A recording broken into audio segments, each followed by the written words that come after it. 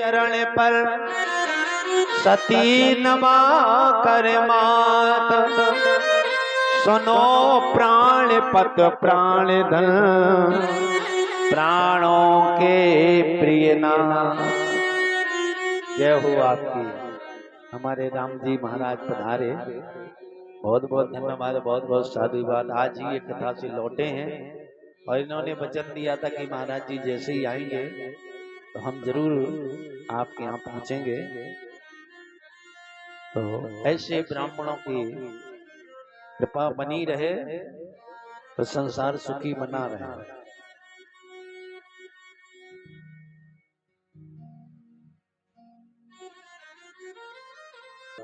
वहीं बसोट से हमारे महाराज जी आए, इन्होंने भी सम्मान किया है।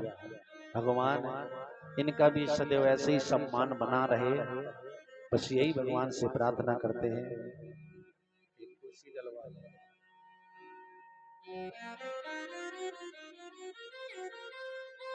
साउंड के बगल में रखी है। तो महाराज आज सुशीला जब सुदामा जी के पास गई है तो किस प्रकार से सुनेंगे आप। बोली पति के चरण पर सती नवा कर माथ।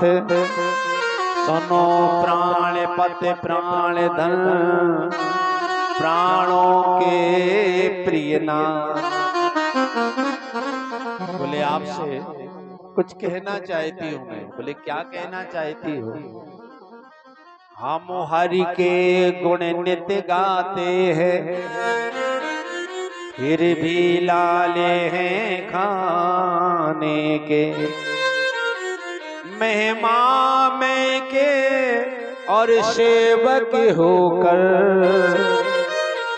मोहताज है दाने दाने के। रात दिन भगवान का भजन करते हैं और एक एक दाने के लिए तरस रहे हैं। आराधो हैं अपने लक्ष्मीपत, फिर भी दरिद्र नहीं जाता है। क्या कारण है जो दिन पर दिन निर्धनपन हमें सताता है।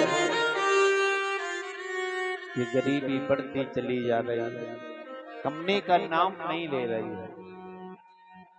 तो सुदामा जी ने कहा भगवान को दोष मत दीजिए, दोषी तो हम आप लोग हैं। शायद कभी किसी भूखे को भोजन नहीं कराया होगा, इसलिए आज हम भूखे। कभी शायद हमारे द्वारा भंडारे नहीं हुए होंगे, इसलिए आज हमारे भंडारे खाली है। और ये ब्राह्मण इतना गरीब क्यों था। आखिर कौन सा ऐसा काम कर दिया जिसके कारण ये सुदामा जी इतने निर्धन हो गए।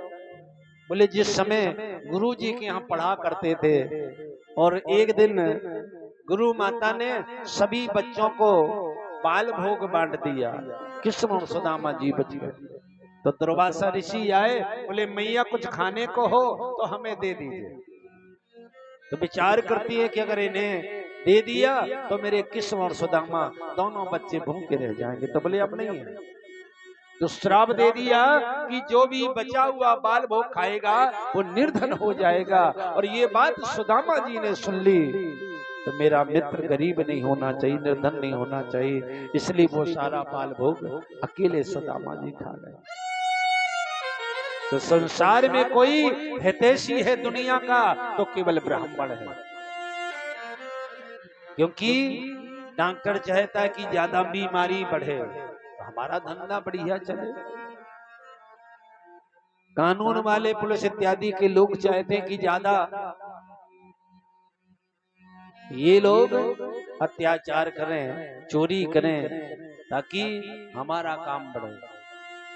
लेकिन ब्राह्मण चाहता कि सब सुखी रहें, ताकि धर्म के कार्य ऐसे होते रहे। यही प्रार्थना करते हैं। और जब भी आप प्रणाम करते हो सब कहते हैं भाई सुखी रहो, आनंद में रहो। कभी कहते हैं क्या कि नरक में चले जाओ, यही हो जाए, कोई बोलता है क्या? हमेशा आप प्रणाम करोगे तो ब्राह्मण यही कहेगा भाई सुखी रहो, आनंद में रहो, प्रसन्न रहो, कल्याण हो आपका। जितना भी वो कमाता है और जिसने प्रणाम किया उसी को प्रदान कर देता, और जरा भी नहीं सोचता कि मैंने इतना भजन किया, मैंने इतना तप किया, मैंने इतनी बार तीर्थ यात्रा करी और ये प्रणाम करना फ्री में, और मैंने आशीर्वाद सब दे दिया। तो कुछ नहीं रखता अपने पास, सब दे देता है। और दुनिया का सबसे बड़ा है तैसी ब्राह्मण ही है। लेकिन ना आजकल लोग ब्राह्मणों को देखना चाहते हैं, ना कन्या का सम्मान करना चाहते हैं, और ना संत का ना गौ का। इन्हीं के कारण भगवान का अवतार होता है और इन्हीं का अपमान बहुत ज्यादा हो रहा है। वो बेटी जो एक पिता लाड़ प्यार से पाल करके और अपनी संपत्ति दे करके उसे विदा करता है, ससुराल में उस बेटी को सुखी नहीं रखा जाता, उसे अनेक प्रकार की बातें सुनाई जाती हैं, ये कहा जाता उल्टा सीधा। दुनिया बेचारी परेशान रहती है। बहुत कम लोग ऐसे होते हैं जो उस बहू को बेटी मान के रखते हैं, नहीं तो माई बहू को बेटी मान के रखना चाहिए कि जैसे मेरी बेटी है ऐसी ये भी किसी की बेटी है। वो ब्राह्मण जो जन्म से लेकर के और विवाह तक पूरे कार्य करता है, और जब परिक्रमा का समय आता है, भावर पड़ती है, कहते भाई सबको चुका दिया, पंडित जी रह गए हैं, इनको भी दे दो। तो 10 लोग आके खड़े हो गए, अरे दे दो 1100 रुपए। कहा भैया 1100, डीजे वाले को तो आपने 10,000 दिए। थोड़ी देर के लिए वो आ जाते हैं, किन्नर 5,000 दे दिए। और पंडित जी ने जन्म हुआ तब लिखा, जन्मपत्री बनाई, सब तुम्हारे गृह नक्षत्र देखे, आज मौका आया मिलने का, तो बोले 1100 दे दो। दूसरा बोलता कौन खाई डाली तुमने महाराज, ले लो। यानी जिसके देने में भगवान भी संकोच नहीं करते, लेकिन जब ब्राह्मण को देने का नंबर आता है कहते महाराज हम बहुत गरीब हैं, हमें कौन गुंजाइश है, और बेचे चाहे जितनी रही सी दिखावे। तो जहाँ देने से बढ़ना है वहां कमजोर पड़ जाता है। जैसे पंडित जी सब लूट के ले जाएंगे, नाचने वाले आ जाएं तो 100-100 रुपए लुटा दिए जाते हैं, और पंडित जी कथा कहने आए तो मुश्किल आज उन्हें 100 का चढ़ जाए, नहीं तो सही 5 मुश्किल है। चढ़ाए किसी ने, कोई नहीं चढ़ाता। और जहां दिखाने का नंबर होगा तो फिर 100-100 की गड्डी फेंकी जाएगी। और गाय बिना गाय के ना, तो जब तक गाय के गोबर से लीपा ना जाए पंडित जी चौक नहीं पूरते थे। गाय के दूध से पंचामृत बनाया जाता था, भगवान का स्नान होता है। गाय के घी से हवन होगा तब महाराज जी कहेंगे कि बिना गाय के घी के हम हवन नहीं करेंगे भैया। उस गाय की भी बुरी दुर्दशा हो गई, बहुत बुरा हाल हो गया। मुसलमान लोग कह रहे थे अरे तुम गाय को माता मानते हो, हम उस गाय को काट करके खा जाते तुम्हारी माँ को, तुम क्या कर लोगे? तो उसे रोक दिया गया कि आज से गाय कटनी बंद है, ये हमारी माँ थी। लेकिन आप बताओ हमारी माँ की कैसी दशा करे हम ही लोग। तो ना ब्राह्मण का सम्मान, ना कन्या का सम्मान, और ना गाय का सम्मान। सीता ही राम है भैया।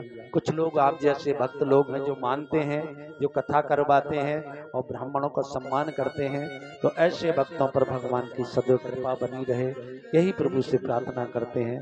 बहुत बहुत धन्यवाद इन गुप्ता परिवार का, जिन्होंने चारों आज आप सबके सामने ये भगवान की कथा का आयोजन रखा, और सबने बड़े ही आनंद के साथ इस कथा को सुना है।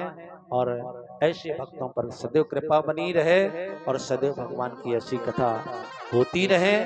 बोलिए श्री वृंदावन बिहारी लाल की जय हो। तो ये ब्राह्मण देवता आज कह रहे कि शायद हमने कभी किसी भूखे को भोजन नहीं कराया होगा इसलिए हम भूखे हैं, कभी हमारे द्वारा भंडारे नहीं हुए होंगे इसलिए आज हमारे भंडारे खाली हैं।